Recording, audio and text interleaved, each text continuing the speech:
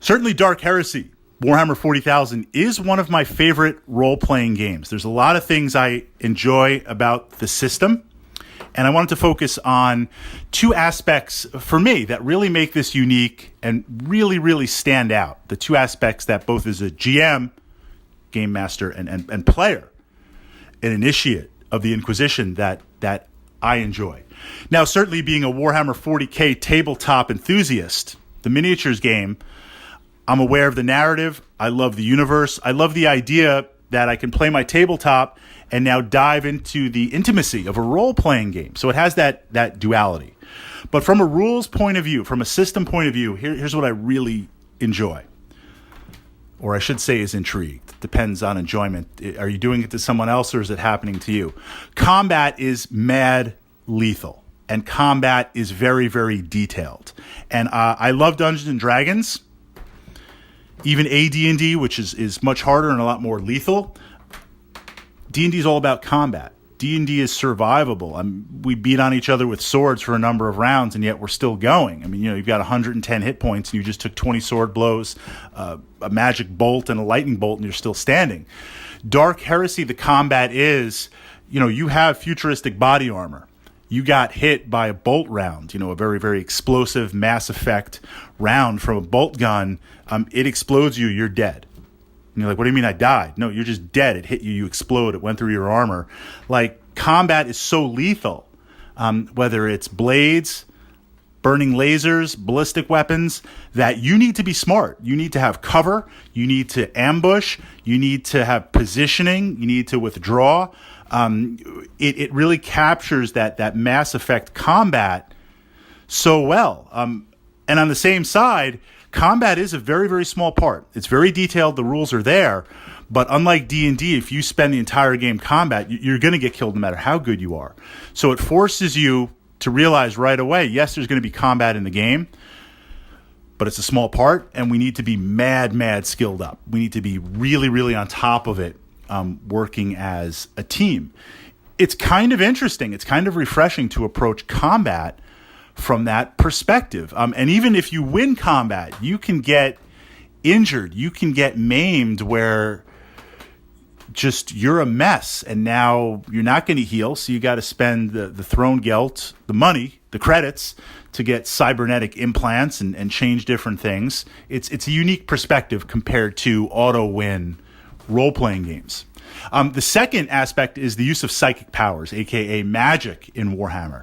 Now, if you've been following my channel in terms of characters and in terms of systems, I love the idea of magic. I love the idea of role-playing magic, interacting with magic, using it to shape and bind the game. So in D&D, I'm playing wizards, I'm playing sorcerers. In GURPS, I'm playing some kind of tech guy that can utilize magic, doing the whole Shadowrun thing. Invisible Sun is heavily magic based, so it's only natural that I would gravitate towards these systems.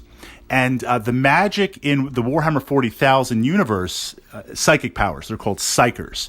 And the idea is that there's this realm of chaos, of raw energy called the warp, and as a magician, you directly tap into that.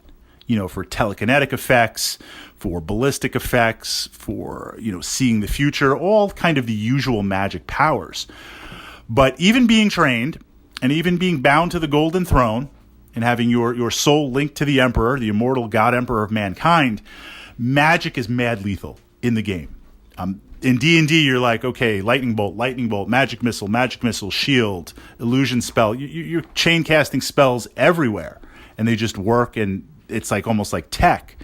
In Dark Heresy, if you're using magic, everything else has failed, and you should probably not be using your psychic powers peering into the warp, because there's a chance, first, the effect may or may not go off as intended, and usually it does.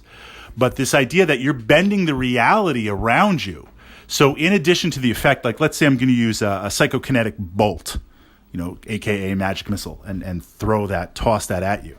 When I do that, there is a small chance that it won't work.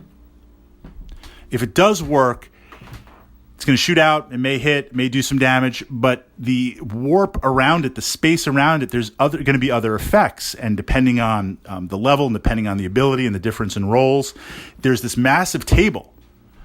In Dark Heresy where it's like time might slow down. It could change the weather effects. It could bend and warp objects in its path. You are literally tearing at the fabric, the physics of the universe, the quantum physics. That's kind of cool. And then there's this idea that in the warp, the chaos gods, other entities, when you connect and use your psychic powers, you connect to them in the moment. So there's a chance of you going insane. There's a chance of you gaining corruption. There's a chance of getting more power, the dark gods speaking to you. And now as a player, this is what's interesting, even though you're part of the Inquisition, you're the good guys, so to speak, in the Imperium of Man. The dark gods, the chaos gods, they whisper to you. They give you offerings of power. So now you're seduced, and I've gone down the corrupted path many, many times. The ends always justify the means, and innocence proves nothing with the Inquisition. For 40K, I'll align myself with the dark gods to use the power of the gods against themselves, and you risk literal insanity and literal corruption to gain more power. That's kind of intriguing. So it's not only a very effective magic system, it not only bends the reality around you in ways that might not always be expected, but there is the possibility for other gifts to evolve and become more than human. And from a role-playing perspective, I really love that. So beyond the narrative, because the narrative is great, but that's not an easy sell for me being a Warhammer 40K fanboy. But to have the chance of insanity and magic and how that system works and the combat system, for me, those are the legs that really make this role-playing system stand out.